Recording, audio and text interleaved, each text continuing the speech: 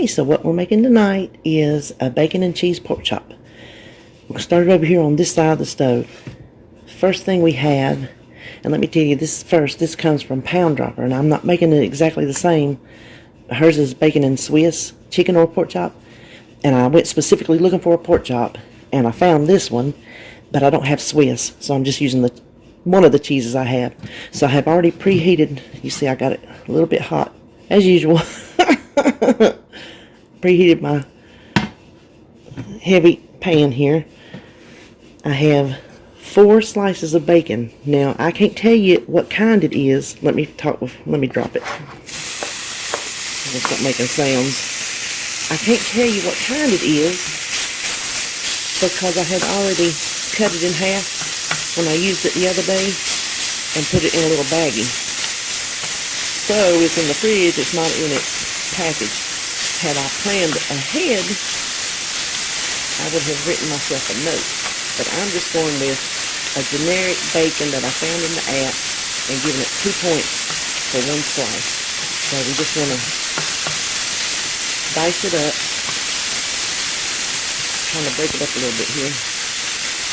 And to that, we're going to add about, I keep this chopped, about a half, well, she's chopped a half an onion for 4 pieces of meat, and I only have 3.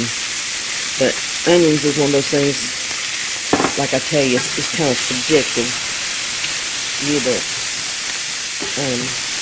like them or you don't, and you can use them or not. I would say you can still make this bacon and cheese without onions if you don't care for that. So, let me turn this down a little bit. And once this bacon and onion gets done, I'll come back and we'll go from there. Okay, it's been a few minutes now and our bacon and onions have cooked.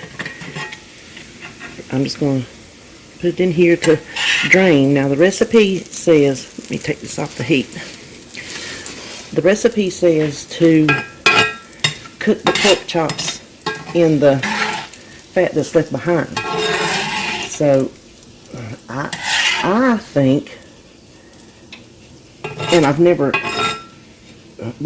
thought of it, but does the fat include in on the points of the bacon? You see what I'm saying? Is 2 points the piece of bacon raw, or is it the piece of bacon cooked with the fat rendered out? I don't know. So till I can do some, don't know why I've never come across that question before with myself, but I'll try to figure it out. Okay, let's put it back over here. That's an awful lot of grease, but what I have here are just 3 thick boneless pork chops. I've already seasoned the top side with my Trader Joe's garlic salt. This is going to scream. Oh, not too bad, huh? But all we have to do here is season the top side.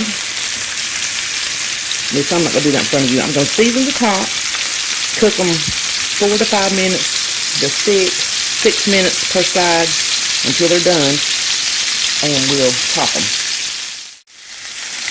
Okay, now these are so thick I had to turn them up on their side. So you cook your pork chops, whatever they are, however long it take them to get done, because it says you want them done early. Now you would normally, I'm putting these over here on this paper towel, just leave them in this pan and top them, but I see all this, you see all this, and if I didn't make my husband some gravy, if I got rid of that delicious gravy starter, I just don't know if he would forgive me. If he knew he could have had some. I'm not going to eat any because it is not on my plan. It is not in the points for me because I'm saving those for the weekend the best I can. I know there's something I'd rather have come Saturday than some gravy. So we're going to, let me switch cameras over a little bit. me do a little bit of rearranging here, if you don't mind. So I'm just going to melt this on my plate. I just wanted to dot them off just a little bit. Yeah, I think if I were making it again, or for the first time, knowing what I know now, I would not leave all that bacon grease in that pan when I fried these pork chops. It just didn't need them. Obviously it made them good, but it didn't need them. You know I love the fried food. I ain't trying to act like I had done changed overnight. I love the fried food, but that's when I'm planning to fry something. That's one thing, but I was not planning on this. So that's kind of not where I wanted to go with it. But I do hate to waste that for him for gravy. So what I want to do, now her pic, it does not say, it just says add the bacon and the cheese. It doesn't say which order, but her picture shows cheese melted on the chicken and then the bacon piled on top. I'm going to do it the opposite, so the cheese can kind of hold the bacon down. So since this is for 3 servings, I don't know if I told y'all this was 3 or 4 slices of bacon, but it's 3. So we're just going to divide it evenly. Oh, I'm going to have to use my hands on that one, I think. Ooh, this looks so delicious. Let me see. Well, it's going to do it either way, I think.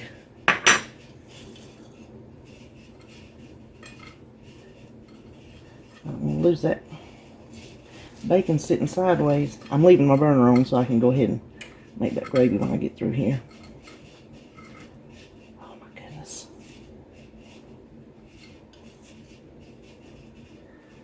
Okay. Now, the type of cheese I'm using, because I don't have Swiss, is this Trader Joe's light Mexican blend. I already looked up in the recipe builder. 0 points worth is 5 grams. I do not have a clue what 5 grams of cheese look like, but we're going to see. If it's not enough, I can go up to 17 for 1 point, but I'm going to see if I can get by with 0 points.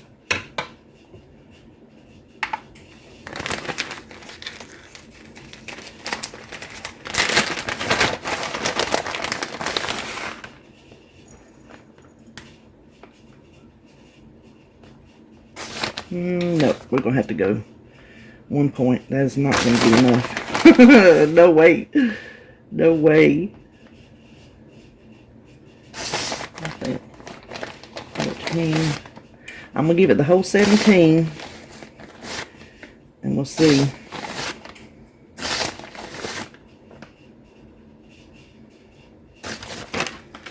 Let's see how that looks on one of these pieces.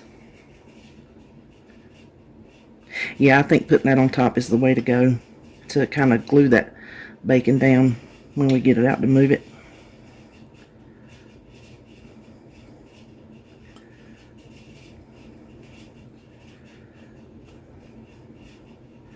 Okay, I'm going to top that other 2. I'm going to stick it in the microwave just long enough to melt that cheese down. That will depend for you. Of course, if you can leave it in the bacon grease and do it in the pan like you're supposed to, or you can take it out and use the bacon grease for something else, or you can take out part of the bacon grease where you put the pork chops in there. There's a lot of ways you can go with this, and just make it your own. So if you pop it in the microwave, according to your kind of cheese, it'll melt differently.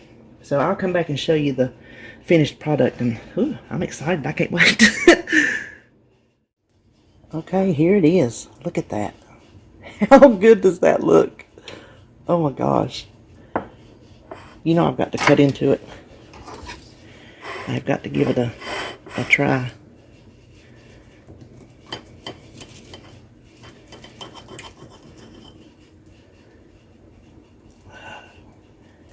I made a good looking pork chop for a change.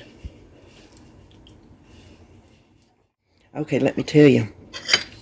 This is really, really good. That topping is good. It would be equally as good on a piece of chicken. So there you have it.